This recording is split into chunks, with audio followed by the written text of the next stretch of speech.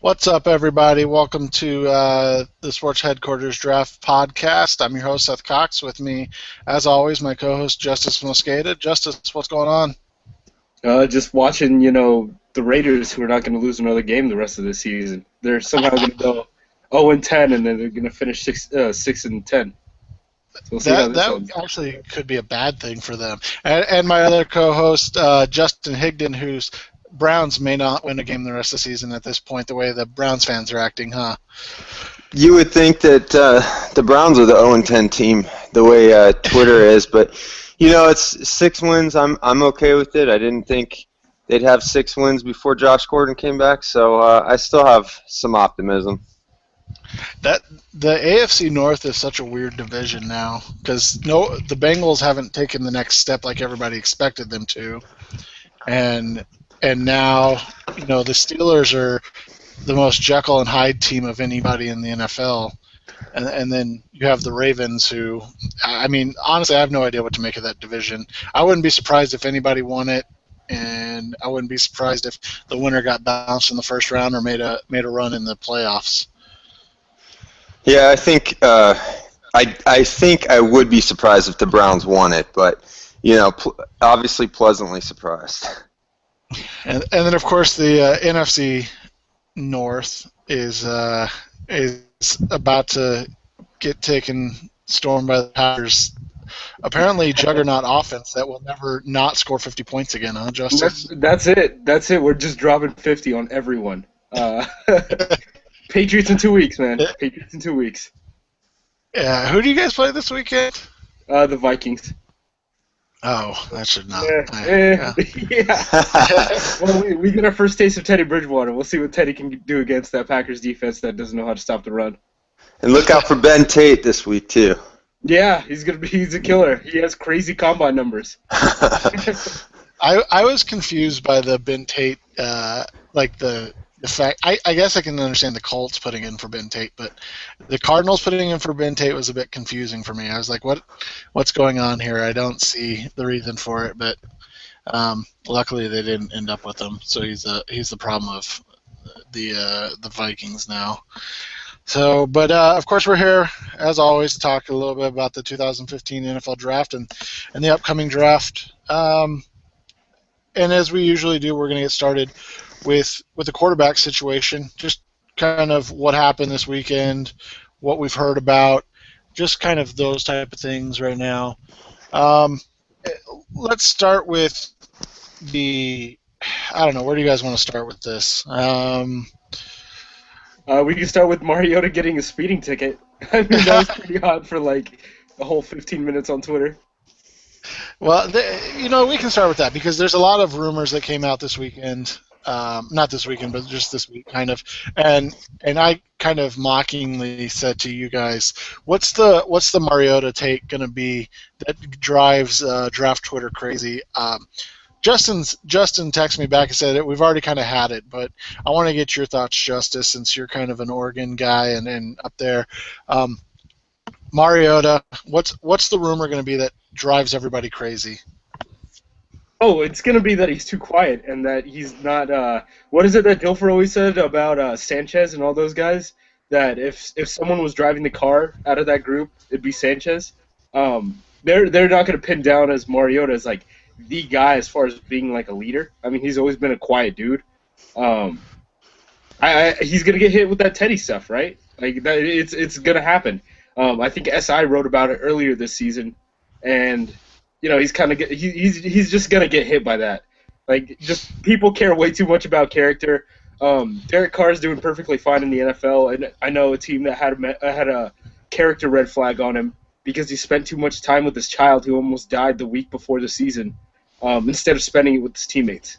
So the NFL sometimes what you think of his character concerns and what they think of his character concerns not always on the same page. Well, I mean, LeGarrette Blount just got signed to like his sixth team, and he got arrested or pulled over with weed in the system, right? This off season. So exactly, character concerns are relevant to talent in terms of the NFL, and if you show you can play, I think a lot of times character concerns head out the window. Justin, you said the same type of thing. So, do you have any other thoughts? What's the Mariota rumor going to be this year? Is it going to be the skinny ankles or skinny knees or whatever? We might get to a point where his his body gets criticized and maybe he's a little too skinny. People are going to want him to weigh like 220 at least.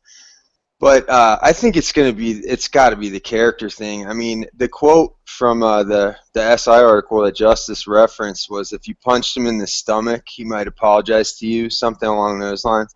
And then they kind of touched on him again in their weekly article about him like getting hit on the field and then congratulating the opponent, saying nice hit, that kind of thing. So yeah, some teams are going to, we talked about this a few weeks ago. Some teams are going to want a fiery, competitive guy, and other teams are going to be okay with a quiet leader.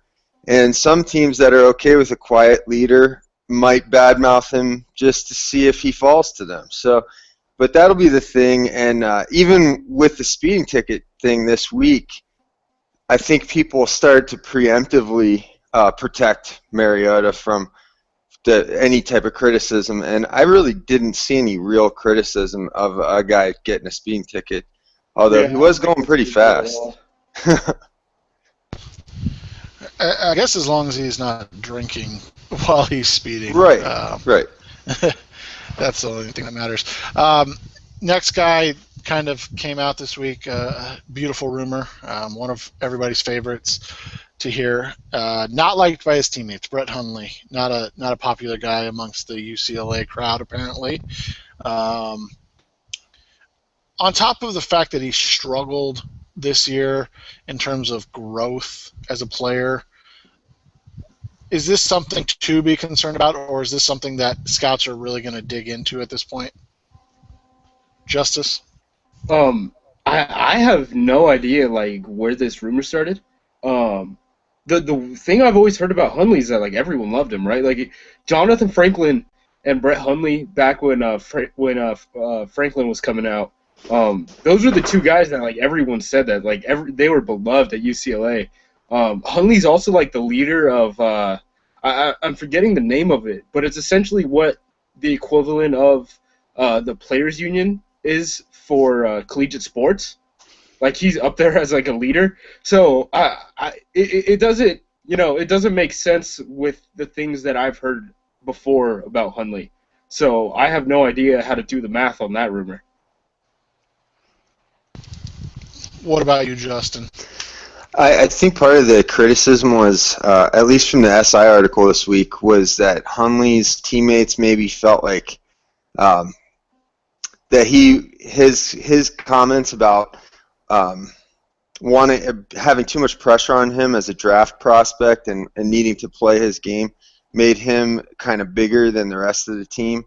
But the thing is, it's interesting. His teammates have really not been good, and he's had to carry a lot of the load on his own shoulders. So I found that to be kind of just the teammates. I kind of feel like they need to all look in the mirror themselves and kind of wonder why are they criticizing him, and maybe they could be doing a little bit more to help him. I also found that in the article, they said it's been a bizarre twist for Hundley, who isn't viewed as an arrogant Johnny Manziel type. I found that choice of words by the writer pretty interesting because Manziel's teammates also liked him, from what I understand, and they viewed his competitive nature as a positive. And, I just think that Hundley's teammates kind of come off as sensitive in this respect. And it was just a weird timing for this to come out because there's also some school of thought that he should go back to school next year. So is somebody trying to push him out the door, make sure that doesn't happen? I don't really know what's going on here. And what you said about the teammates, that's spot on. You look at that offense, and outside of Brendel, their center, who's missed some time, I'm not sure how much NFL talent is there. Last year I started comparing, what he was going through with Logan Thomas, and that's almost exactly what's happened this year. It's almost like people got burned by him by ranking him high, and are now almost the leaders of the backlash on him, and he's not working with an offense that really puts him in the best position to cook, and he kind of looks stagnant. But I don't know what more he could do in that offense when he's not able to audible at the line of scrimmage. When guys are in man coverage and or guys are in zone coverage, and staying in the box, and there's the play is okay. You're still gonna run that draw right into the teeth of the defense. I just don't know what more he could do, and I'm not even like a big Hundley guy. Like I don't think that I will not put a first round grade on him, even though he might go there. So yeah, it's just odd to see how some people go about treating these quarterbacks, I guess. And when you talk about the teammates or whatever, wherever the source of this is coming, remember this is a school that has seen coaches fighting with each other on the sideline this year. So I wonder what the culture is like there that's creating this kind of infighting. Yeah, it's a weird situation going on, and yet somehow, some way, they're still the leaders to get to the Pac-12 championship game to lose to Oregon. So it's just a weird situation that they have been bad. The talent's not great. Hunley's not progressed like we expected, and yet in the end they're going to be playing in the Pac-12 championship game. Obviously not for what everybody had hoped was the high stakes of going to the college football playoffs, but at least to maybe go to a BC, or not a BCS game anymore, but I don't know what they even call the bowls anymore, to be honest with you. But probably the Fiesta Bowl, and figure out, kind of go from there. Hundley, I've watched him play since he was in high school. I know people that know him. Everybody I've ever talked to loves the kid. I've never heard two bad words about him, just from a personal standpoint of people that around here that know him. Has he improved since I saw him? As a sophomore in high school and on, obviously. I mean, the kid used to be basically an option quarterback, and now he's able to make some plays throwing the ball. But he's never progressed to the extent that we all wanted him to, I think, in terms of our projections. So I think a lot of our misses on where we projected him is now being put on him as an issue, whereas maybe we just maybe we overextend our expectations of these guys, especially with how much they can progress in college at a position like quarterback, where we've talked about it before, and I forget the guy's name that writes Smart Football has written about it before, but a lot of these concepts in college are much easier and much more simple than anything they'll run in the NFL. So even if you are proficient at what you're doing, a la Teddy Bridgewater, you may get to the NFL and kind of have to dial everything back and take everything down a notch to start to play well. And Bridgewater has been, good, I guess you would say, for a rookie. Would you even say good? I mean, he's been average probably as a rookie NFL starter. Yeah, I'd say average, adequate, maybe. But this is not. He's not taking the world by storm, and that's not a knock on him. It's just going to take time for him to progress in the next level of his development. And I think we all are guilty at some point of expecting too much from these guys too soon. At least I am. I know that much. So, speaking of expecting too much, Sean Mannion, I don't know how many of you watched that game, ASU versus Oregon State, but the Rod Coleman, I think, is the analyst for the game, and he was talking a little bit about how he's talked to some people at Oregon State and some NFL guys, and their expectation was that they think he's going to be kind of the top senior quarterback when it's all said and done at the end of the year, because he has. You talk about losing talent. I mean, he's he's lost a ton of talent at Oregon State, and he's still playing well. I mean, he's not putting up the numbers he was before, but he's still playing well. Can you buy that with this senior class, Justin, or do you just not see it with him? I can buy it because nobody's really standing out and taking the reins in the senior class. I mean, some people are. I've mentioned Bo Wallace as potentially the top senior. I saw someone earlier this week mention Garrett Grayson as the top senior, which I don't think is too far-fetched. I've seen some people kind of strain to mention Nick Marshall as the top senior.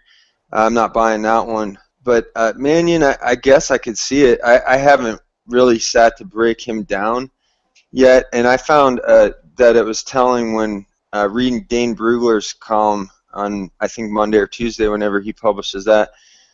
He said that he texted a scout during the ASU Oregon State game and to ask him about the two quarterbacks, Mannion and Taylor Kelly, and the scout responded by saying that he was watching two quarterbacks that he wouldn't draft. So this senior class it's all over the place. And you know, one thing that I find telling about Sean Mannion's senior year is that Draft Breakdown doesn't have a single 2014 game of him yet, and he's just kind of fallen by the wayside this year after whatever National Scouting Service, I believe, had him as a top 10 or 15 player heading into the year. Wasn't he the top quarterback, Justice? Yeah, they had him ranked ahead of guys like Vic Beasley and stuff. I'm just like, wow, this is insane. Gil Brandt today said Mannion would be his number 2 quarterback behind Petty. Agents still think that, Mannion is going to go decently high in the draft. I wouldn't say that high, but I mean, as far as like a draftable talent, I mean, he's going to be drafted. But, I mean, his whole season has not been great. And I know people say, oh, you see the guys that have left. And I'm like, does he need Marcus Wheaton? Does he need Brandon Cooks? And, like, if he needs that to go against Pac-12 defensive backs, then what's he going to do at the next level when there's only so much talent? I just don't see it with him, really. Like, earlier in the year, I had him as, like, I think I had him and Gardner as, like, fringe, like, 7th-round undrafted free agents just based on this season.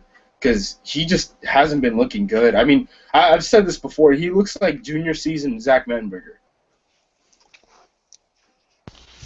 Which is, not the best thing in the world.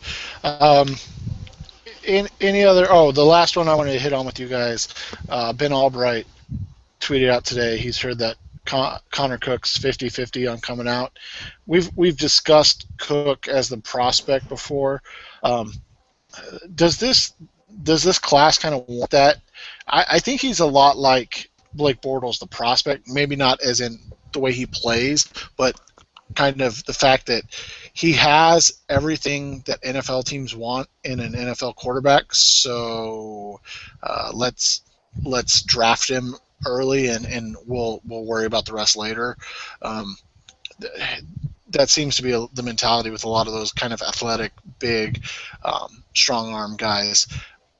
Is he a guy, Justice, that should go back, or should he take advantage of this weak class if he is kind of thinking about it right now?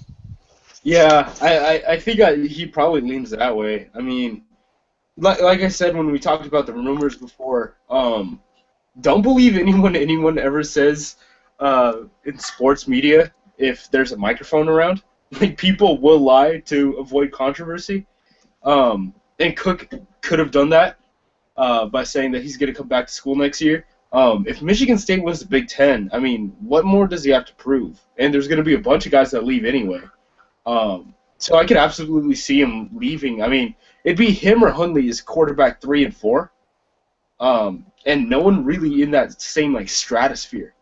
So I could absolutely see him, like, leaving to take advantage of the weak class. Justin, you watched him kind of flail a little bit against your Ohio State Buckeyes. As a prospect, where would you put him in the last, 3 classes, including this one, in terms of just kind of rank of quarterbacks? I could see Cook going in the second, mid-second, third round range. Kind of maybe pushed up to early second, kind of like Carr was last year. Not that they're similar prospects, but just kind of, I wouldn't want to have to start Cook early on. But to be 50-50, I mean, it's not just that he's been flailing, that he flailed against Ohio State. It's been over 6 games now where his completion percentage is a cumulative of under 54%. So he's not accurate, and accuracy is a tough thing to improve on, especially if you're not getting reps. So if he goes out and he's not starting right away and he's not getting those reps, he's not naturally accurate, and that's something that could suffer. He's going to really struggle early on if he has to play. Cook, I think, is a good player. He's got flashes, and that's kind of cliche, but he's got a strong arm. He's a tall guy. He kind of came out of nowhere last year and then finished strong, and that's kind of what got his stock to where it was coming into the year. But I'm really concerned about his accuracy. Could he go out? Sure, but I've said this before on the show, and I will say it again. I think he should go back to school next year and really get those reps and get that practice in. But Justice made the point, and we've talked about this before too. He's got a lot of talent around him that's leaving. Jeremy Langford, Tony Lippett, notably, his 2 top weapons. So, any other quarterback conversations you guys want to have tonight? The word on the street is Brandon Bridge doesn't have an all-star invite. I told you this, but nobody listens to me.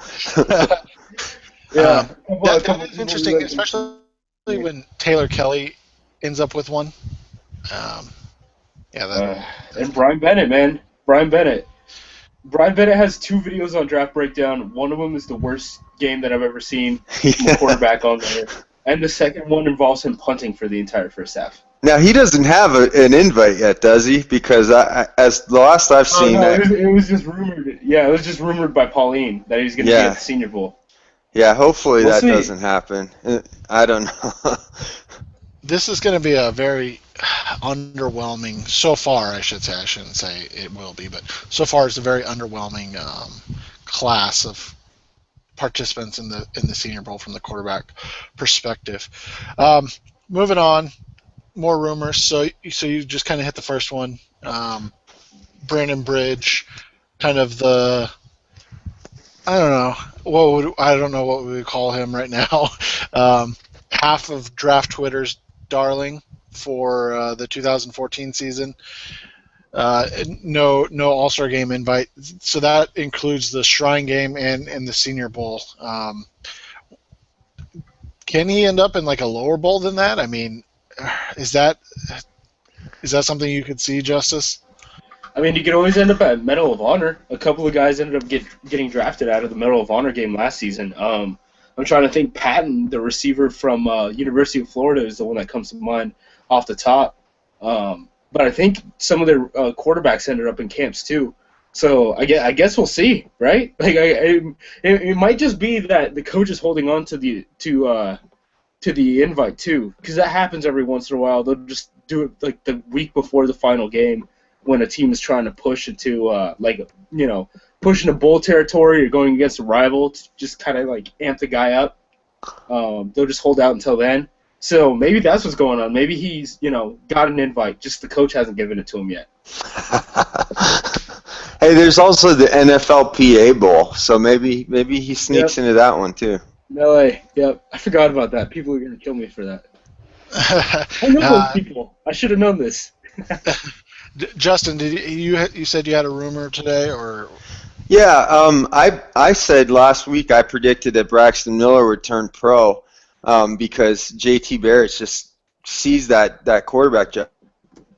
And it came out this week that SportsCenter reported it, and probably I think SI was also one that reported this, that Miller was planning on going back. Now this is another one of these take it with a grain of salt things that Justice referred to when he was talking about Cook being in front of a microphone. But this isn't coming from Miller directly. This is coming from Miller's camp. So it's making me second guess my prediction a little bit here. At this point, I still think he will go pro. But I was told after this came out that he was planning on going back, that this is a tactic that players sometimes use to let other schools know they still plan on playing college football, and they might be available for a transfer. He is on track to graduate. I think once the season wraps up, Urban Meyer's going to have a difficult conversation with him and tell him he's not the starter anymore, and then that could lead to a transfer, I guess. Wait, you're saying an Ohio State football player is going to graduate? Hey, some people do graduate from Ohio State. I can vouch for that. That is interesting, and I think Justice had said something to that effect before, that he could see this being a ploy to transfer, or maybe that was something he retweeted on Twitter or something like that. But that this could be kind of a ploy to get attention to him to transfer. Justice, from your perspective outside of Ohio State, if Braxton Miller does want to transfer somewhere, what team makes sense? I don't think we have to look any further than the University of Oregon. They really don't have anyone that's going to come up that's like ready. I mean, Jeff Locke is going to be there, and he's been in the system, but he was always the second quarterback behind Rodriguez, who ended up transferring to San Diego State. They have some talented guys coming in as freshmen, but I don't think they're going to end up playing as true freshmen. Even Mariota took a redshirt year. So, I mean, really, if we're talking about it like this, like Oregon tried to recruit him coming out of school or out of high school. So I could absolutely see something like that happening, almost like Russell Wilson to Wisconsin. Like, I don't think he needs to go down a division. You know, he was twice the Big Ten Player of the Year. So I don't think he has to play at like a small school by any means. That would be a really interesting kind of juxtaposition, and it'll be a piss and match between people if he does go to Oregon, because now all of a sudden we won't get a Rose Bowl that could have Braxton Miller facing off against Ohio State, leading the Oregon Ducks. But that's another discussion for another day if that was to happen. But yeah, that would irritate a lot of traditionalists. So, any other rumors, gentlemen? Oh, I'm just trying to think. Zach Banner, he's playing right tackle for University of Southern California.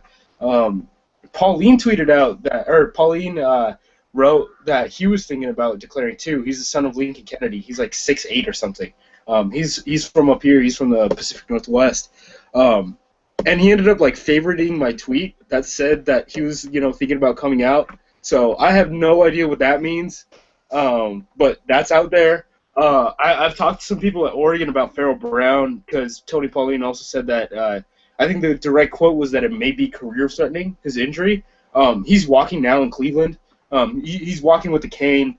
He has like a bunch of torn ligaments, but it's nothing structural. So I'm not totally sure that that's the case. Or at least, people that I know that work for the University of Oregon don't think so. So that's one that I've been able to shoot down a little bit, I guess. When you look at this kind of offensive class coming forward or coming out this year, and some of the draft eligible guys,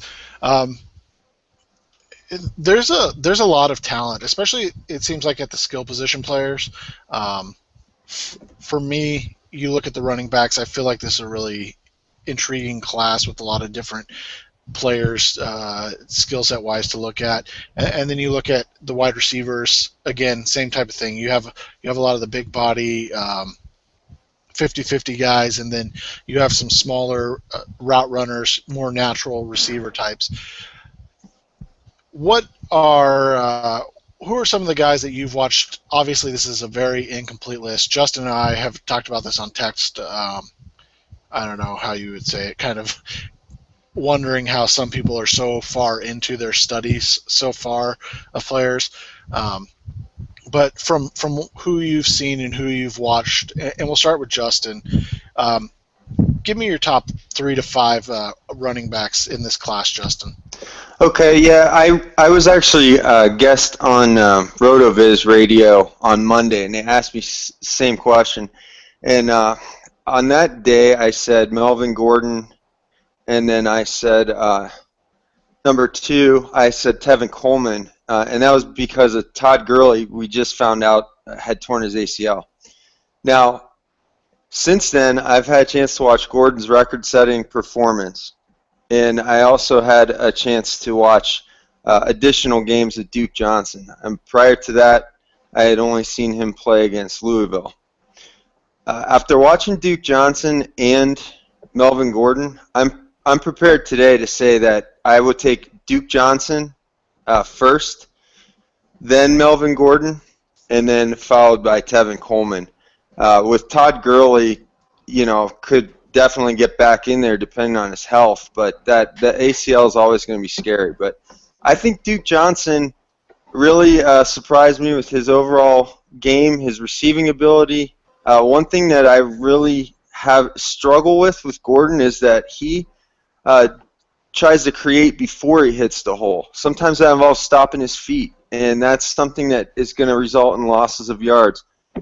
He gained a ton of his yards the other day, as great as he was, running around the corner against Nebraska, which Duke Johnson probably could have done in that game, in their game against Nebraska too, had they run plays like that. What I like about Duke is he sees the hole and makes the cut, then creates at the second level. He doesn't try and create behind the line of scrimmage. So that's what really stood out to me, and that's why he's my top back right now. That's interesting. We'll go back to that in the hot take segment. No, I'm just kidding. Justice, what about you from the guys you've watched, if you've watched running backs at all, just off the cuff, who would be your top 3 to 5? Man, if I were to say top 3 all healthy, it'd probably be Gurley, Gordon, Abdullah. I think Gordon's really talented. I'm not sure if he's going to be first-round talented, just because, running back is more of a position of you draft him because you need him. You don't draft him because he's particularly talented, at least up high. Abdullah, I like the Warwick Dunn comparisons to him. Todd Gurley is talented, and I would have had him as first-round, talent. But with that injury, I mean, you never know. I don't know how to do the math on that. It's almost like inconsistent how teams deal with that. Yeah, and somebody, a Cardinals fan, brought up today Ryan Williams, who I think had a similar injury, but then he went back to Virginia Tech, right, and then came out after his full season healthy. So this is more, and it's not even as severe as Willis McGahee. Did Frank Gore, was Gore's worse than this? Yeah, he had torn both in college. But were they just ACLs? I mean, it's never just ACL. I think they were. It's not like I know Lattimore came up a lot after Gurley was hurt because he just never even got in a game as a pro, and he definitely tore just about everything. And again, he tore both. But Justice has referenced several times, and I was banging the table about this before the draft this past year. ACL tears can still be potentially career-ending, and the stat is something like 63% of guys don't play, or only 63% come back to play. So that's a good percent that doesn't ever come back. Yeah, I know. Who is it? The guy who did the surgery for RG3 and Adrian Peterson and all them. James Andrews. Yep, James Andrews. His stat is like 55% of players who tear their ACL within 2 years of tearing that ACL, they're no longer employed in the league and they never get another job. So it's like you're done. Like ACLs are still like a pretty big deal and people don't really realize that. Like guys will just fall off. Like Derek Sherrod. Like we might never see Derek Sherrod play again. And that dude was a first-round pick that wasn't able to get. He wasn't even able to get a full contract out of it. I mean, he got hurt his rookie year. And then that was just kind of it. Like, it just took so long for him to heal. He's just done now. It's one of those things that and I can speak from experience, and I tore mine in high school, so it's a little different. But it's one of those things that there's as much of a mental hurdle to get through as there is the physical part of it, and not everybody can be Adrian Peterson or Jamal Charles, and the problem is I think fans especially see that and just expect every recovery to be in that same vein, and it's not even plausible to expect that. Um, but let alone it never actually works that way. Like you guys said, statistically speaking, you're talking probably a 35, maybe to 45% fail rate. So you're talking, maybe one out of every three basically is not going to be have the success or the career that you're expecting them to have, and I think that's a fair um, worry to have, especially when there was talk before the injury that he's going to be a first round pick. Is that completely out the window, or do you have to, or is there a team at the back end of round one that would still take a flyer on that justice? Well, one, you have to look at the valuation of running backs. But have we ever really seen that outside of McGahee? Like, McGahee's the only dude who's, like, blown out his knee and still gotten drafted high. I really think that's kind of out of the window at this point. I mean, it seems like these guys get drafted, if they're that talented, more in, like, the third, fourth round range. So, in the same vein, and something I have been saying, and this will kind of lead to my top 3 to 5 right now, and Gurley would have probably been at the top had he not been injured. But I think you all, everybody has to take that into consideration when they finish up their rankings, because again, we don't know who he's going to be as a prospect or a player. But Mike Davis out of South Carolina, and I said this before the injury, but can you get Mike Davis in round 3 or 4 and get similar production as you would a Todd Gurley in round 1? I mean, that's always what my question is, and I think that was a Stoner and Parsons, 90%, 80% theory. Um, Yeah. and I think that kind of, like you said, the devaluation of running backs, or kind of the fact that running backs are now in systems a lot of the time. I mean, you have DeMarco Murray and Jamal Charles and Andre Ellington apparently, who are going to be your 350, 400 touch guys, but then the rest of them are guys that are struggling to get 250 touches a season. Is that kind of a fair question to ask? How much better is Gurley in round 2 than a Mike Davis in 3 or 4? Justin? Yeah, I think it's a fair question, and you could add maybe a guy like David Cobb into that, where you can get him in the 3rd or 4th round.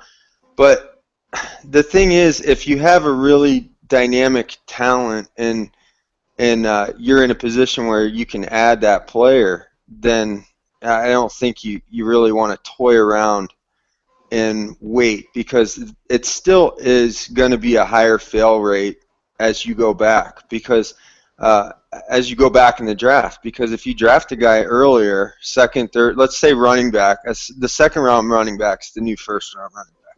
You take a running back in the 2nd or 3rd round, that running back's going to get more opportunities to prove himself during his career than a guy who you take in the 5th or 6th round. Now, that guy eventually might get opportunities and seize them and stick, but he's not going to get the same opportunities that a 1st or 2nd round or a 2nd or 3rd round running back would get. So I think, in this class is going to have a lot of talent in the running back group, a lot of good 2nd, 3rd round types that I think you're going to want to jump on this year, because the talent pool at the other positions isn't as deep. So it's a real big picture thing.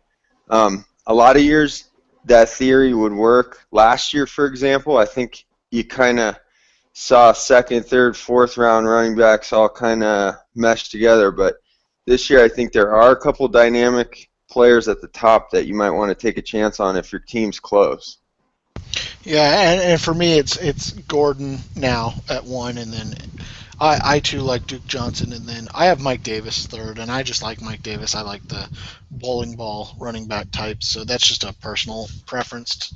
But going to the wide receivers, and I'm going to group the tight ends in this just because the tight ends are not really great this year.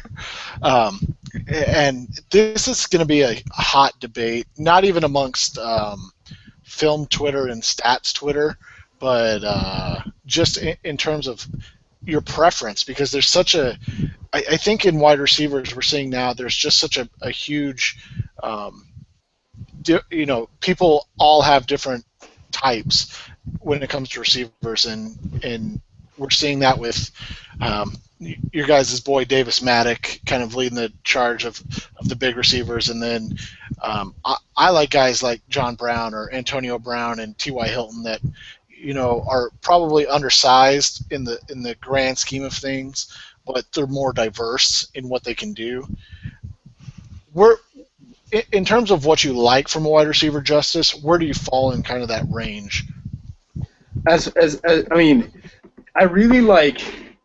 I think speed is more important for a receiver than length, relative to cornerbacks. I like my cornerbacks lengthy, and I'd rather have my receivers speedy and able to run routes. I've kind of seen that in Green Bay, where like guys don't have to be huge; they just have to be, they just have to be Jennings, they just have to be Cobb. Nelson is like the one big receiver that we've really had out here. Um, so I guess I kind of lean that, but I do think that it's odd because I've seen Randall Cobb. I think he's leading receivers, not the league, because of all the tight ends who are getting touchdowns. He's leading the league in touchdowns for a receiver, but he's not a very big dude. But I still see the extreme value that you'd want a dude who's 6'6" and not a dude who's 5'9" in the red zone. And then you have the same thing in like Cleveland, where you have Josh Gordon, who's kind of the freak. Um, how do you look at receivers, Justin? I tend to favor the bigger guys. I mean, if I was naming a top three out of just guys I've seen enough of this year, it'd be Kevin White, number one, Amari Cooper, two, and then I like Jalen Strong. So that's two big guys out of the group. One guy in Cooper who's more of a smooth, route runner, yards after the catch, quicker guy.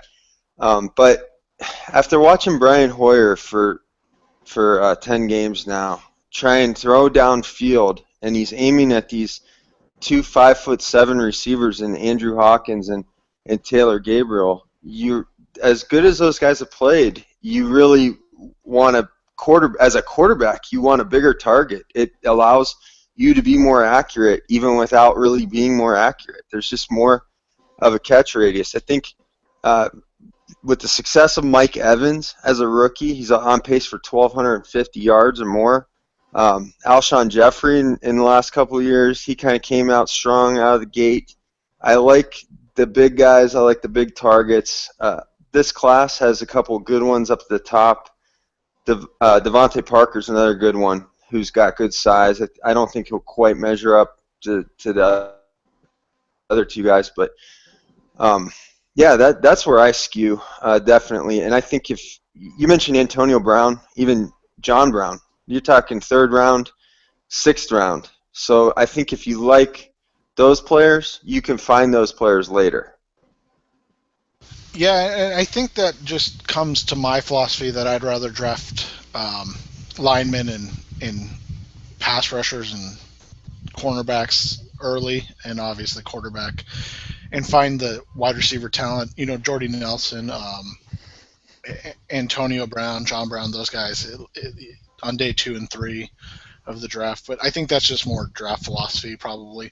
When you look at this draft class, and like I said, the tight ends I'm going to throw in here. So if you guys like a tight end, go ahead and throw them in there, because I don't really know what everybody's thoughts are outside of Max Williams. So, Justin, for you, how do you kind of rank these wide receivers / tight ends?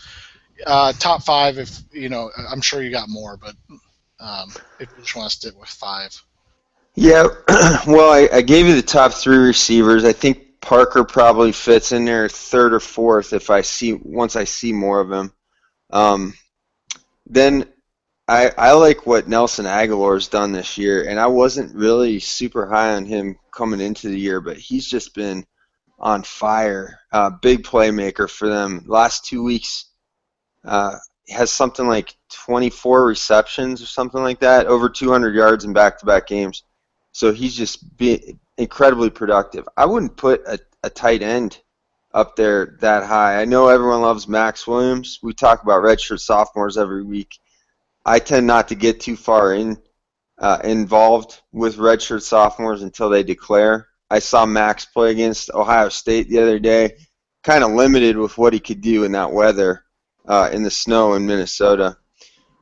So, yeah, for me it's mostly, if I was combining receiver and tight end, my first 5 guys would all be receivers right now. What about you, Justice? Yeah, I think I would agree. White and Strong are my top 2 at this point. I know I'm going to get a lot of blowback for that because everyone loves Cooper. Cooper would be my 3rd. Parker would be my 4th.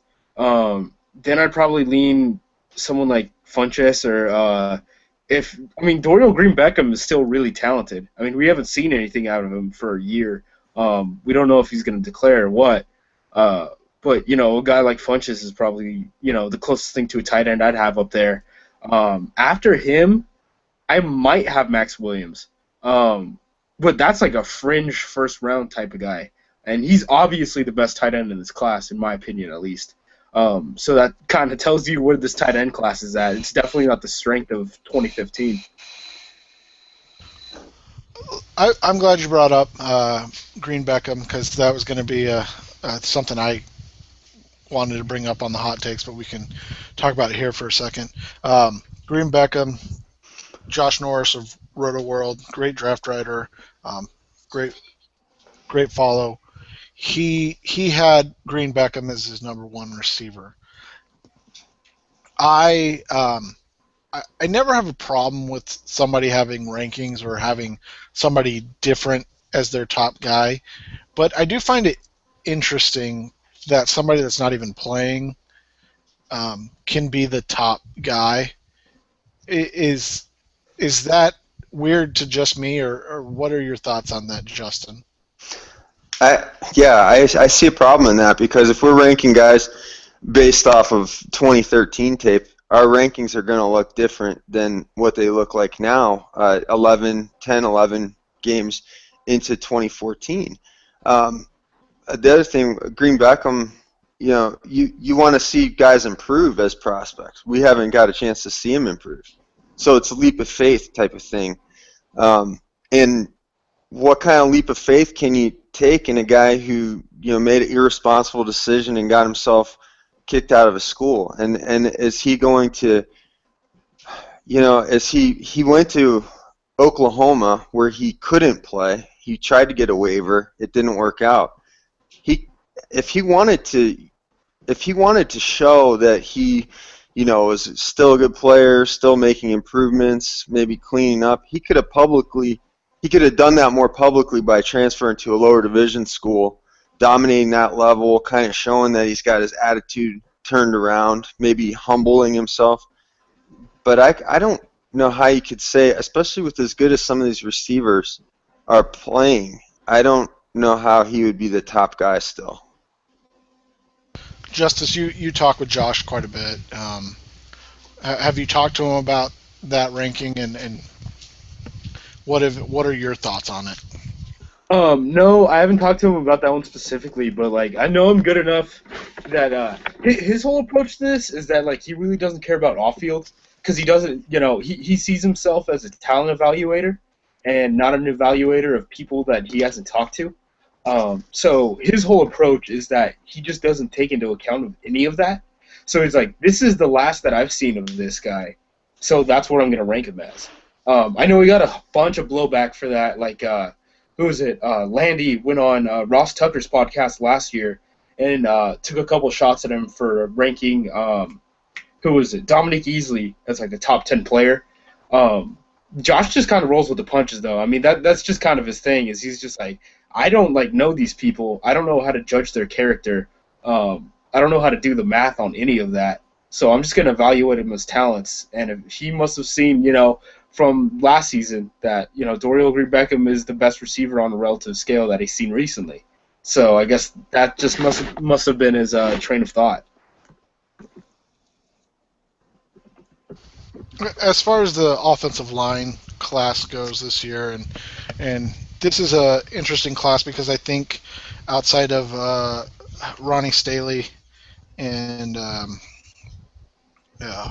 name's escaping me of the Lyle? kid, yeah, Lyle Collins, we've been pretty disappointed in what the left tackle prospects have done. I haven't really gotten into the guard prospects too heavily, and then you have your center prospects, and probably the top center prospect just got hurt, and then now I guess Cameron Irving's the top center prospect after one game. That's what Twitter told me this week. Oh man. What are your thoughts, Justice, on the offensive line prospect? And what do you think about this group? And who would be your top 5 of just offensive linemen? Oh man, my top 5. Stanley and Collins are definitely my 1 and 2. The Colorado State guy, what's his name? Sam Brilio. I like him. After that, I think it'd be probably worth a shot to take a shot at either Andres Pete from Stanford or Cedric Aboyhe after that. I see Scherf more as a guard prospect at this point. Same with Irving, to be honest. Then tackles. Jake Fisher from University of Oregon. I'd have him, in that range. I think, moving from right to left tackle this year, I think he's going to be a good zone blocking scheme offensive lineman. I think he can play all 5 if you really ask him to. From South Carolina, I actually really like him at guard. I just don't know how high you want to go for, a power guard. I don't think that's a first-round type of position. You look at the success of Zach Martin and Joel Bitonio this year. The year before, Larry Warford's been, kind of a road grader. All different types of guards. Warford kind of comps to Can a little bit. What are your thoughts on this offensive line class, Justin? How would you rank them? Man, this is a tough class because every time I watch some of these tackles, I think, oh, that guy's a good guard.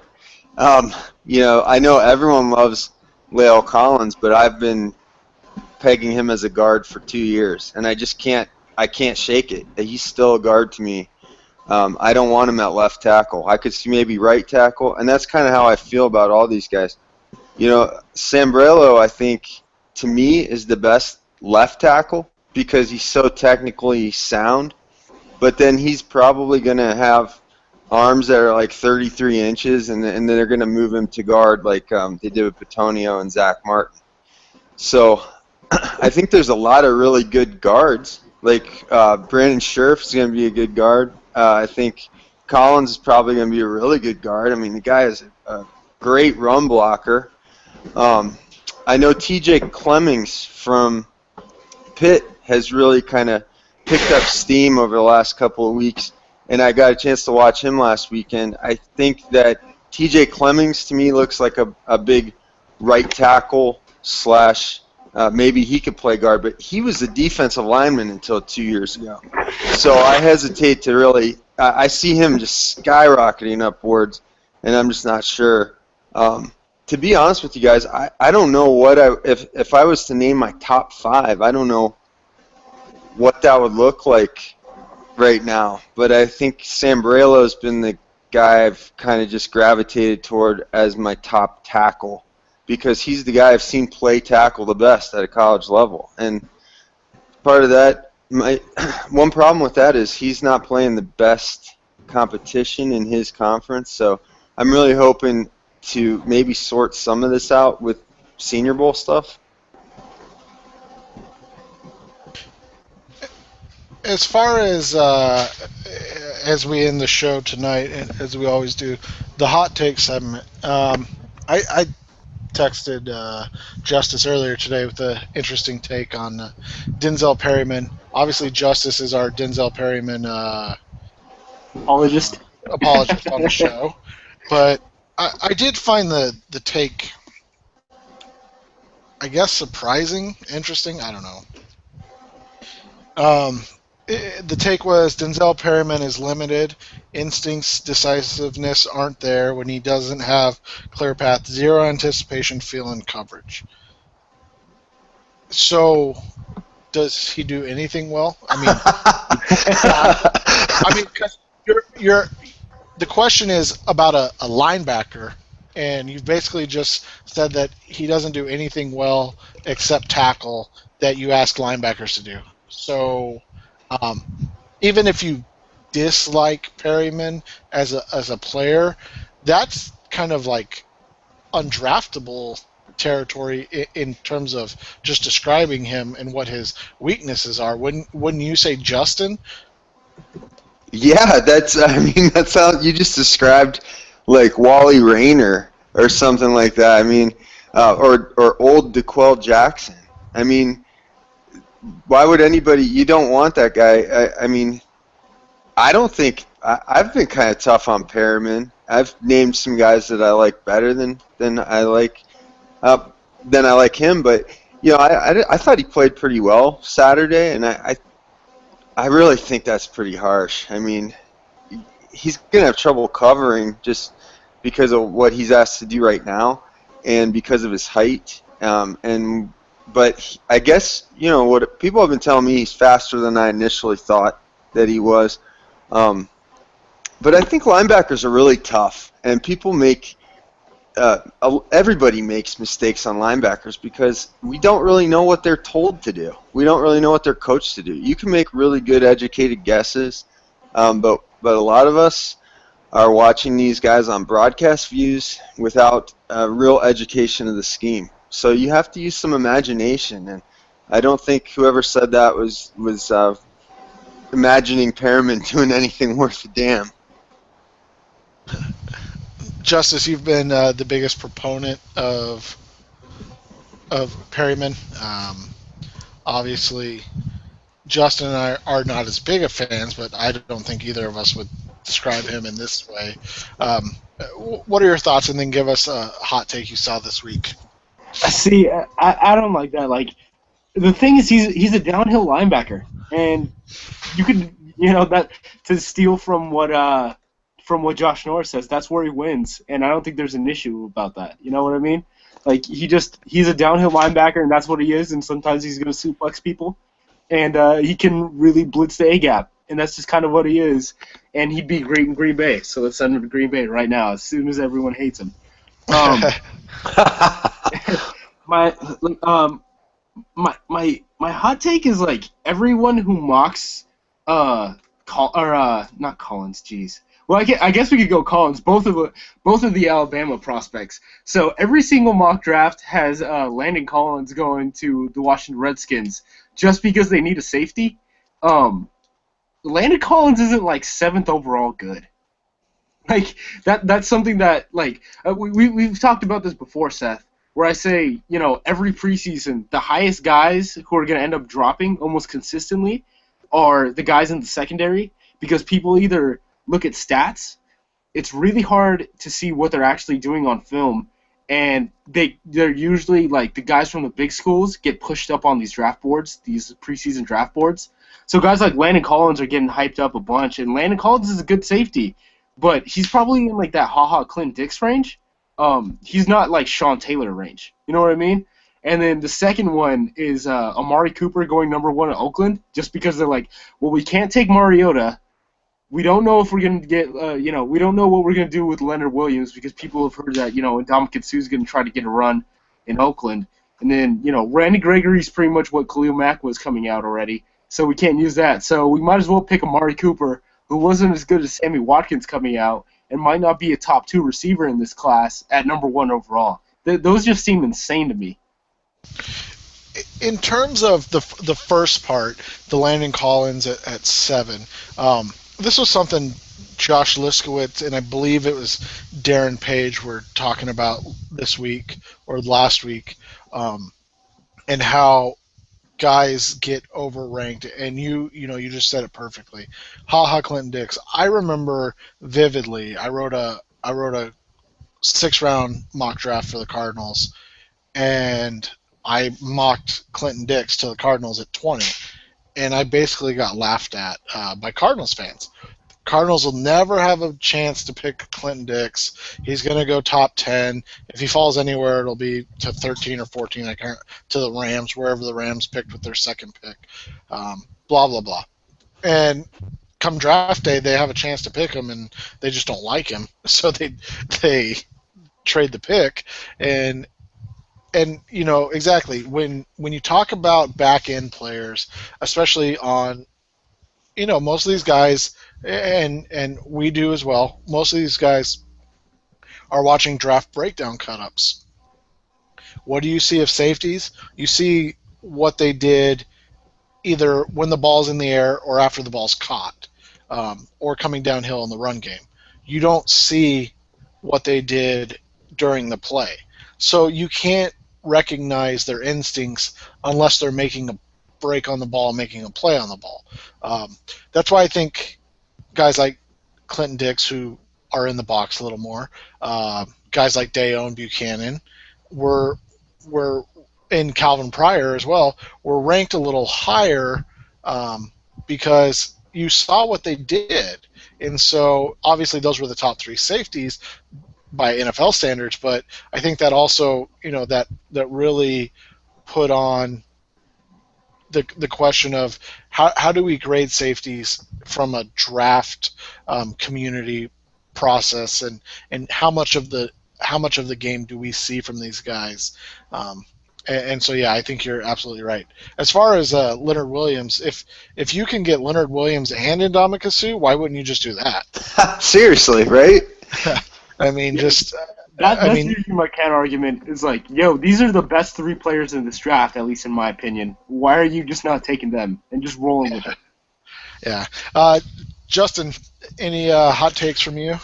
Well, you mentioned draft breakdown, and that leads me into my hot take. And I don't think it's not a scorching hot take this week. I've got a second take that's scorching hot, but the first take is Eric Kendricks love fest this week. So a lot of guys were putting him in their top 30, and maybe even higher. And it was just reminding me of what happened with Arthur Brown a couple years ago when there was just this need. It's like we don't see a lot of top 20 caliber players. We need to put somebody up there. Josh put Kendricks as his top off-the-ball linebacker, and I don't have any issues with that at all. He had a great game against Virginia, but here's where draft breakdown comes in. The Virginia tape is the one that's on draft breakdown right now. It's easily Kendricks' best game of the year that I've seen, but I've also seen 3 other games where he kind of disappeared at times. The one I can think of most recently, I believe it was Arizona, where I openly questioned on Twitter where he was during the entire first half. I didn't see him make a single play, and I was watching him pretty carefully the entire time. So there is going to be this fluctuation of guys. When a good tape like that comes out and people see it, they're going to say, wow, that was amazing. And that was a really good game. He had an interception. He made some really nice plays in coverage. And it gives you an idea of what he can do at his best. But you also want to see what he's doing when he's not at his best. And some of that, the recent history of some of these small, fast linebackers hasn't been that great. Justice, you may remember because I don't right now, but where did Josh list McKinney? Crap. I think he was like 5th on the off-the-ball linebacker list. Okay, so he did have him off ball. Okay, I was just curious. I saw Josh have Kendricks first, and it seemed like a lot of draft Twitter's beef was that Shaq Thompson wasn't one. I don't know. When people get upset that like one guy isn't first or this guy is first, it's like it's all subjective, and we have no idea for 2 to 3 to 4 to 5 years. So let the guy have his moment where he's ranking these guys first, and then go back to his 2011 work and go chastise him for that if he's making outlandish statements and he's missing. But I mean, Josh does a good job, so obviously nobody's chastising him for what he's done in the past. And then pulling up his list right here, he has Shaq second, which Shaq's played a lot of running back. You know, so there's a lot more linebacker tape of Kendricks this year, and he's got McKinney third. So I don't have a big problem with that at all. No, I'm okay with that. My last one is from a guy that we all all follow, and this was scorching, and this got me added from one of a Cardinals fan.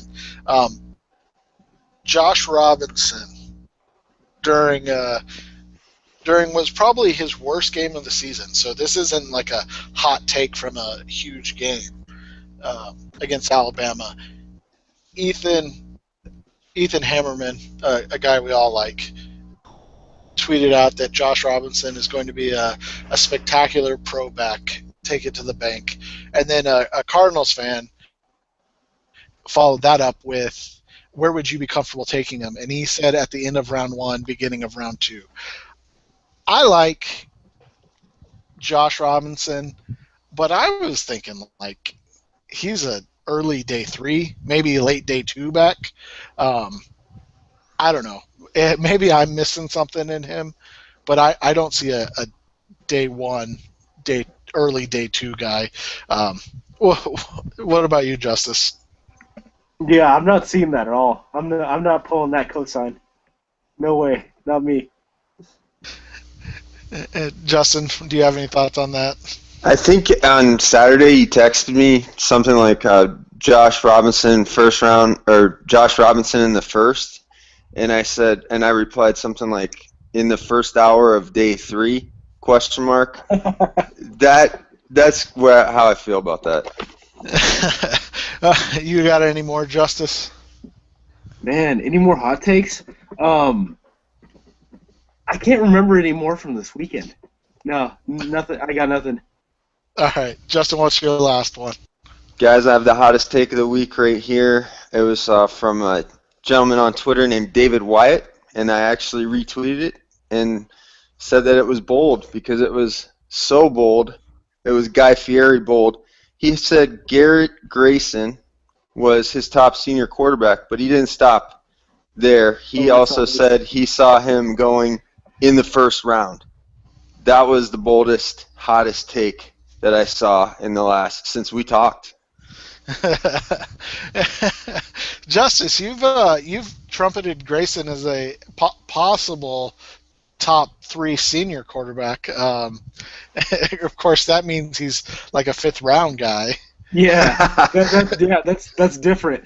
I think he's like, as far as like a functional quarterback, he's probably the best senior quarterback like as a football player right now. But as like a prospect, I think there's guys with higher upside. Man, if someone spends a first rounder on him, it'd be like taking EJ Manuel, but like without the upside. You know what I mean? Like it'd be that kind of a value. That just doesn't make sense to me at all. That's a good one to end the show on. That gives everybody a good laugh, and it's not making fun, but it is making fun. And to tell you the truth, I really like Garrett Grayson. I think he has a shot to be, and Justice put it a better way than I could have. But I think he has a shot to be the top senior quarterback, at least for what he is right now. But first round is about 4 rounds early for me. Well, guys, anything as we end the show tonight? Just everyone stay safe. If there's anyone in Buffalo who's listening to this, like, move. Leave. Don't ever go back.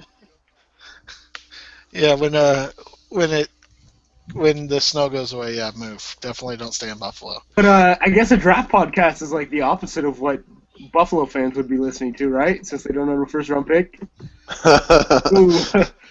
they start listening. They'll start listening later once things once the snow melts and they're out of the playoffs, and they'll tune in. They'll want to know who's the second and third rounders. Justin, anything from you? No, I just one thing that we can benefit from, that we can all benefit from this early cold snap, is that we are get to see some college football played in some cold weather games. We saw a snow game last weekend already, so at least I saw one snow game, and I think there were a couple other ones. So, let's see how these guys can play in the cold. That always comes up when people start nitpicking. Yeah, small hands, Geno Smith. Right. So can't throw in blizzard-like conditions. So naturally, the Jets took him. So, all right, guys. Well, I appreciate it, and I look forward to doing this again next week. You guys have a good night. Take it easy, guys.